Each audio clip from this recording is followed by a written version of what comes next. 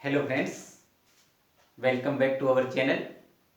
आज हम कक्षा 8 की प्रश्नमाला 8.2 का अध्ययन करेंगे, जो कि राशियों की तुलना जो हमारा टॉपिक चल रहा है उसका दूसरा भाग है। इसके अंतर्गत जिस टॉपिक का आज हम अध्ययन कर रहे हैं ये कंपटीशन लेवल के लिए भी बहुत ही महत्वपूर्ण टॉपिक है। तो ये सभी लेवल के विद्यार्थियों के लिए एक आवश्यक वीडियो कंटेंट है। तो सबसे पहले हम प्रश्नमाला का अध्ययन करने से पहले थोड़ी सी इसमें महत्वपूर्ण टॉपिक्स का अध्ययन कर लेते हैं जो इसके अंतर्गत हमें उपयोग में आएंगे। तो सबसे पहले हम देखेंगे विक्रय मूल्य और क्रय मूल्य। विक्रय मूल्य और क्रय मूल्य। तो विक्रय मूल्य और क्रय मूल्य क्या होते हैं? विक्रय मूल्य क्या होता है? किसी वस्तु को जिस मूल्य के ऊपर बेचा जाता है उसे क्या कहते हैं? विक्रय मूल्य कहते हैं। किसी वस्तु को जिस मूल्य पर खरीदा जाता है उसे कहते हैं क्रय मूल्य। मान लो हम कोई पेन है दुकान से लेके आ रहे हैं 5 रुपए के अंदर, तो वो 5 रुपए हमारा क्या हो गया?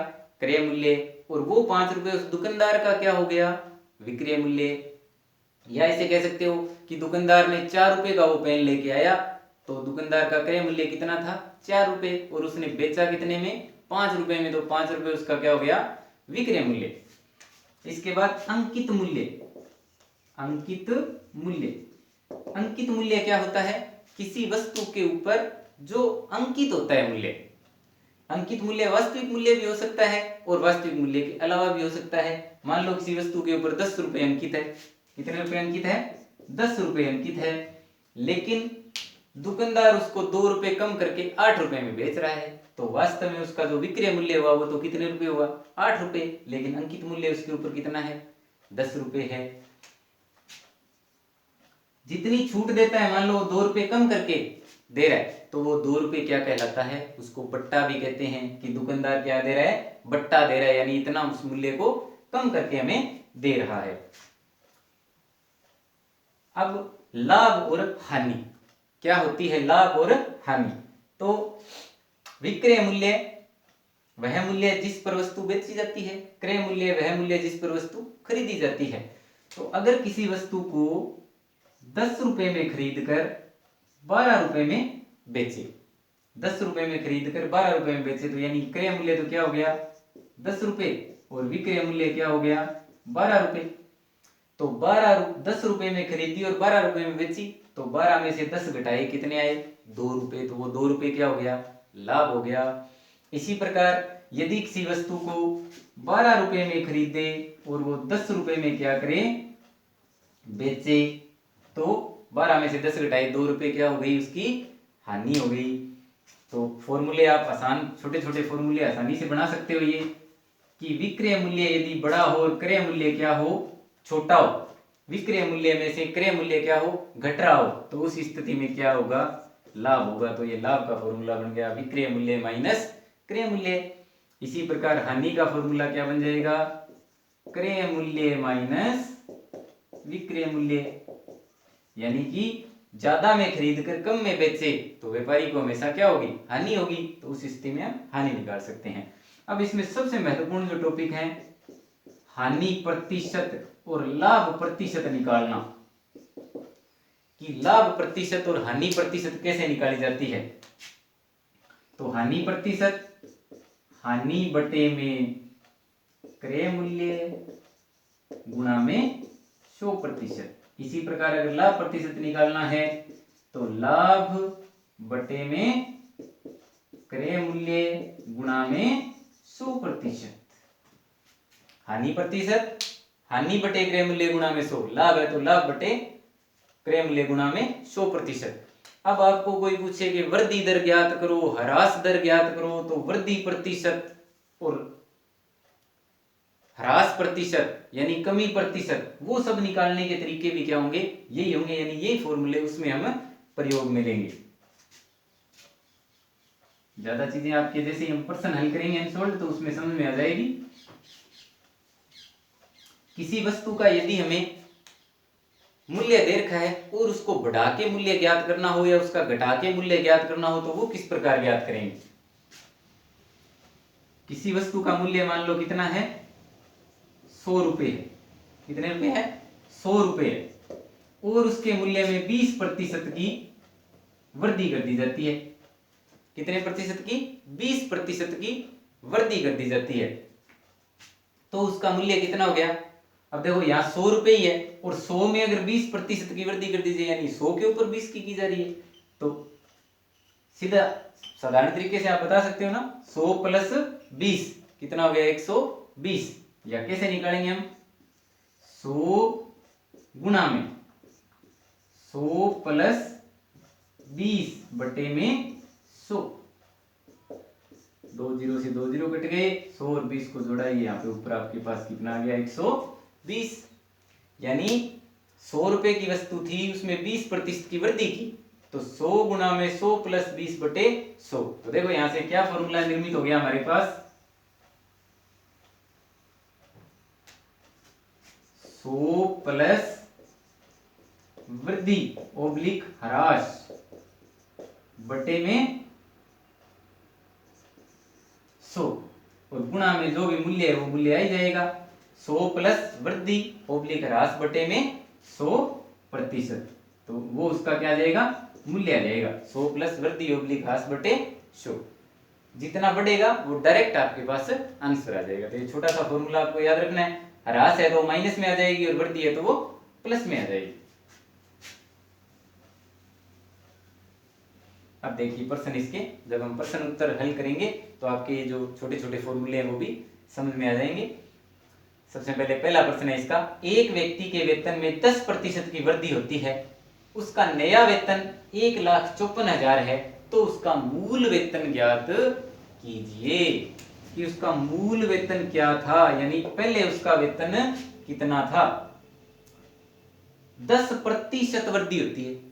10% का मतलब, यदि मूल वेतन 100 रुपए है, तो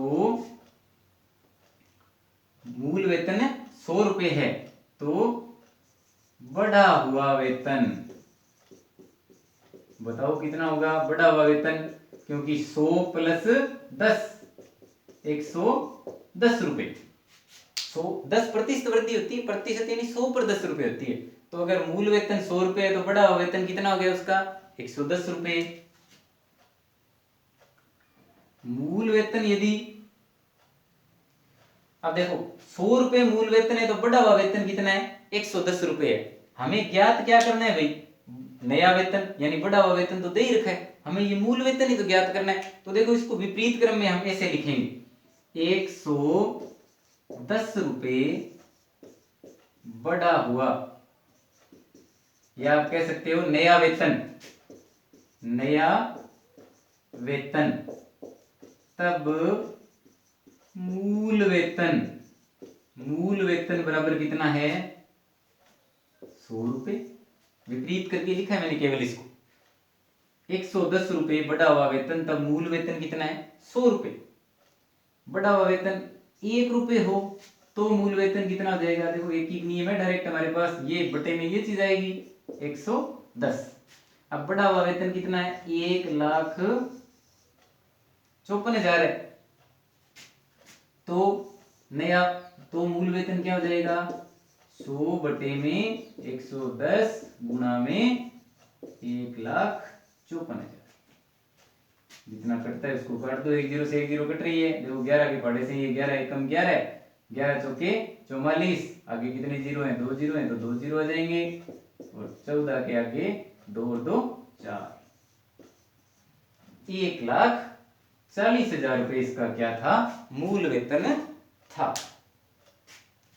100 रुपए इसका क्या, मूल वेतन, तो बढ़ा हुआ वेतन 110। तो लिखने का तरीका थोड़ा सा आपको देखना है कि जो चीज हमें ज्ञात करनी है उसको पहले लेके चलेंगे हम, जो दिया है उसको पहले ले लिया हमने 1,54,000, तो मूल वेतन क्या होगा, तो मूल वेतन क्या होगा, तो वो गुणा में आएगी चीज जो ज्ञात की है, अपने आप ही हमारे पास जो पूछी है वो चीज निकल जाएगी। थोड़ा सा ये यहाँ ध्यान रखने वाली बात है, ऐसे नहीं कि हम इसको ऐसे यही लाइन लिख लें, 100 रुपए है तो बढ़ा हुआ वेतन 110, तो हमें बढ़ा हुआ वेतन नहीं चाहिए, हमें क्या चाहिए, पुराना वेतन चाहिए। तो जो पुराना वेतन है उसको आगे की तरफ ले आएंगे, यानी 110 रुपए बढ़ा हुआ वेतन, तो पुराना वेतन यानी मूल वेतन कितना, 100 रुपए। 1 रुपए तो 100 बटे 110 और 1,54,000 तो 100 बटे 110 गुणा में 1,54,000।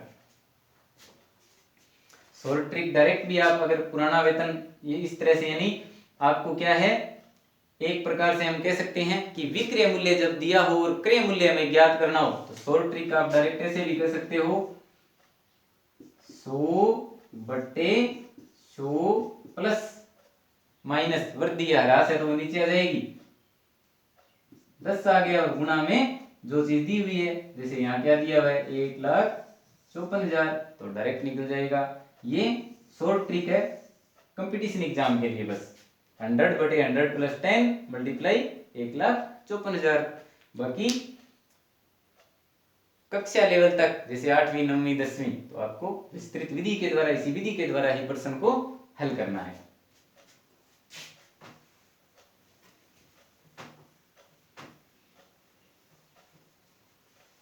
प्रश्न नंबर 2 देखो इसी का, रविवार को 845 व्यक्ति चिड़ियाघर में आए हैं। रविवार को कितने व्यक्ति आए हैं, रविवार को 845 व्यक्ति चिड़ियाघर में आते हैं, और सोमवार को 169, सोमवार को कितने आते हैं, 169 व्यक्ति चिड़ियाघर में आते हैं। सोमवार को कितने प्रतिशत व्यक्तियों की कमी हुई, सोमवार को कितने प्रतिशत व्यक्तियों की कमी हुई, रविवार को इतने आए हैं, सोमवार को इतने आए हैं, तो सोमवार को कितने प्रतिशत व्यक्तियों की कमी हुई। तो पहले लिखेंगे हम सोमवार को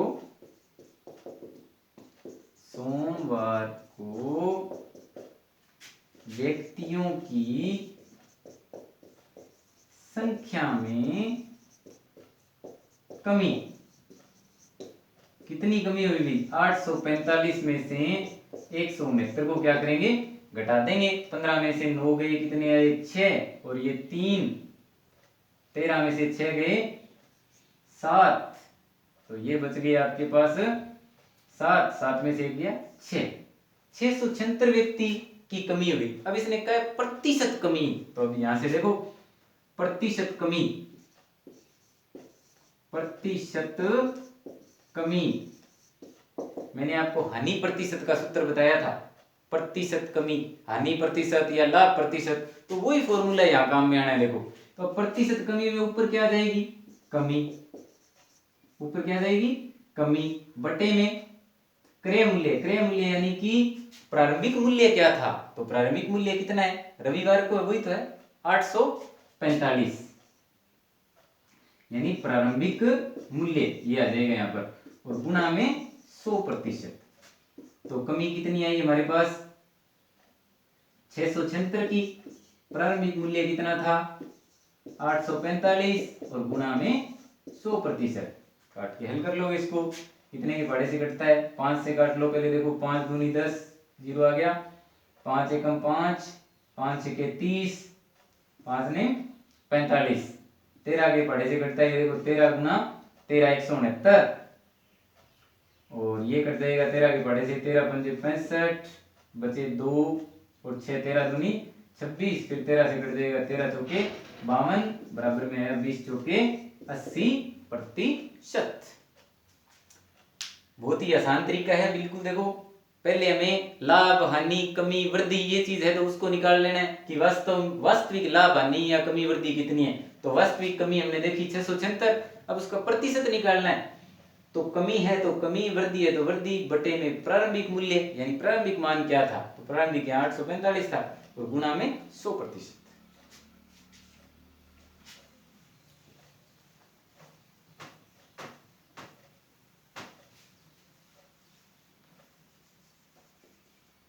तीसरा प्रश्न देखो, एक दुकानदार 2400 रुपए में 80 वस्तुएं खरीदता है,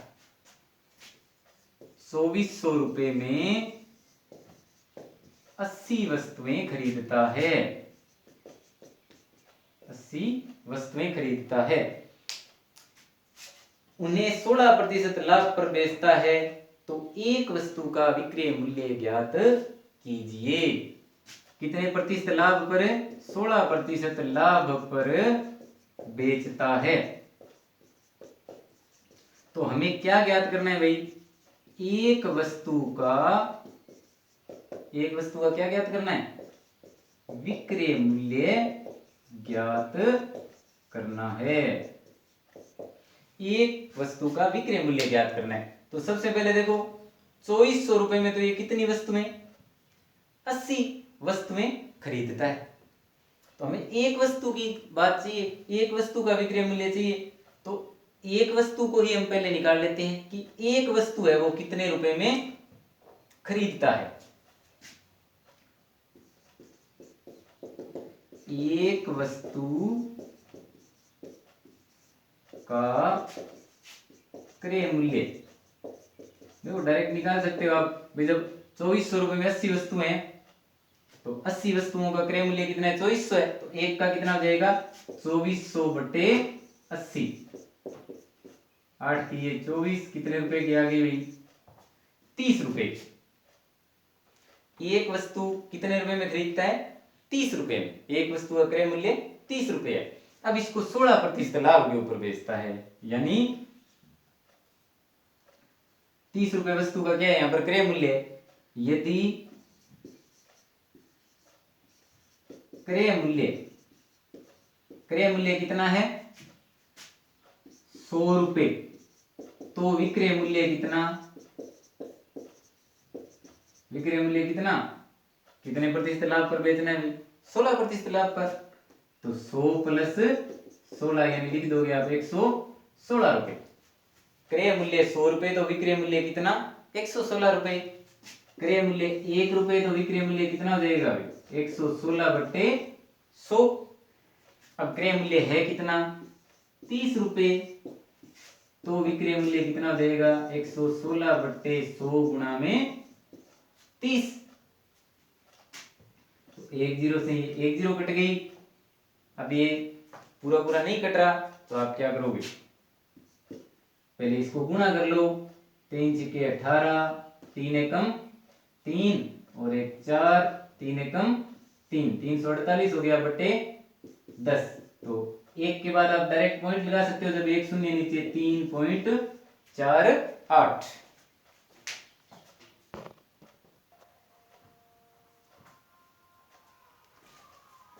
तो इस प्रकार किसी वस्तु ने, इसने क्या कहा था हमें? 30 रुपए, उसका हमने एक वस्तु का क्या निकाल लिया भाई? क्रय मूल्य निकाल लिया। तो उसका विक्रय मूल्य कितना हुआ?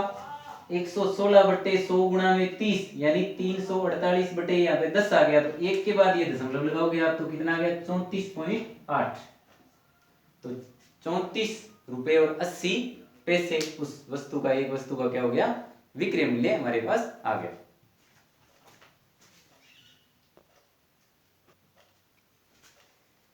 प्रश्नमाला का चौथा प्रश्न देखते हैं। एक वस्तु का मूल्य 15,500 रुपए है। 450 रुपए इसकी मरम्मत पर खर्च हुए। यदि उसे 15% लाभ पर बेचा जाता है, तो अब इसका विक्रय मूल्य ज्ञात कीजिए। यानी मूल्य 15,500 है, जबकि 450 रुपए इसकी मरम्मत पर खर्च हो गए, और अब हमें 15% इसके ऊपर क्या करना है? लाभ कमाना है। यानी व्यापारी को 15% इस पे लाभ कमाना है। तो फिर वो कितने रुपए में बेचे कि उसको 15% लाभ हो जाएगी? तो सबसे पहले वस्तु का वास्तविक क्रय मूल्य निकालेंगे हम। वस्तु का वास्तविक क्रय मूल्य, क्योंकि क्रय मूल्य तो इसका कितना है? 15,500 ही है, लेकिन इसकी मरम्मत के ऊपर लग गए 450, तो कुल मिला के कितने लग गए भाई? 15,950 रुपए। वास्तविक क्रय मूल्य कितना हुआ? 15,950 रुपए। अब 15% लाभ पर बेचना है इसको, तो देखो कैसे करेंगे। 15% लाभ का मतलब क्या हुआ कि यदि कोई वस्तु 100 रुपए में खरीदे तो उसको कितने में बेचे? 115 रुपए में। कितने रुपए में बेचे? 115 में। अगर 100 में खरीदे तो, यानी 100 रुपए क्रय मूल्य, तो विक्रय मूल्य कितना होना चाहिए भाई, 115 रुपए। तो उसको कितना होगा, 15 रुपए का लाभ हो जाएगा 100 के ऊपर, तो 15% लाभ चाहिए हमें। 100 रुपए क्रय मूल्य, तो विक्रय मूल्य कितना हुआ 115। 1 रुपए क्रय मूल्य, तो विक्रय मूल्य कितना हो जाएगा 115/100। अब क्रय मूल्य है कितना, यानी वास्तविक क्रय मूल्य कितना है 15,950 रुपए क्रय मूल्य। तो विक्रय मूल्य कितना हो जाएगा 115/100 गुणा में 15,950। अब देखो किसको हल करना है आपको, तो बिल्कुल आसान तरीका ये है कि इसको काटोगे तो पूरा तो कट नहीं रहा क्योंकि पॉइंटों में जाएगा, तो इसको क्या करो, इसको इससे पूरा गुणा कर लो आप, इसको इससे पूरा गुणा कर लो आप। तो गुणा करोगे तो आपके पास आ जाएगा 18,342.50 ये आ गया, और बटे में इसके क्या है 100 है। कट तो रहा नहीं है, 1 0 से तो 1 0 काट सकते हो ज्यादा से ज्यादा आप, बस और नहीं कट रहा है। तो फिर क्या करोगे, सीधा गुणा करके और 2 के बाद पॉइंट लगा दो बस, तो ये आ जाएगा 18,342.50। इतने रुपए में वस्तु को क्या करनी पड़ेगी, बेचनी पड़ेगी।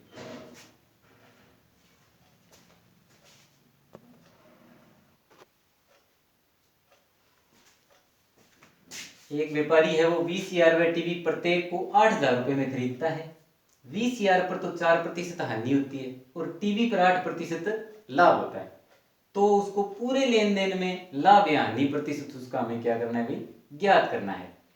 तो 8,000 रुपए में क्या करता है, वो खरीदता है, तो अब बेचता कितने में वो हमें ज्ञात करना है।